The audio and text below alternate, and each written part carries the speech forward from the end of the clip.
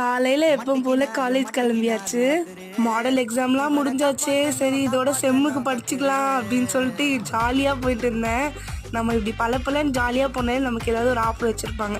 College போனோடனே தான் தெரியுது இன்னைக்கு காலேஜ் வர சொன்னதே நான் முதல்வன் ப்ராஜெக்ட் பண்றதுக்குதான்னு சொல்லிட்டு ரொம்ப பெரிய சோதனை ஆயிடுச்சு. போனோனையும் நாங்களும் ப்ராஜெக்ட் பண்றோம் பண்ணிட்டே இருக்கோம். இதை சேவ் பண்ணோம், அதை சேவ் பண்ணோம், இந்த ஆப் ஏற்றணும், அந்த ஆப் ஏற்றணும்.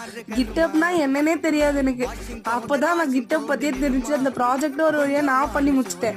இவங்க 2 பேரும் இன்னும் பண்ணி முடிக்கல. யாராவது காட்டிட்டே இருக்கு.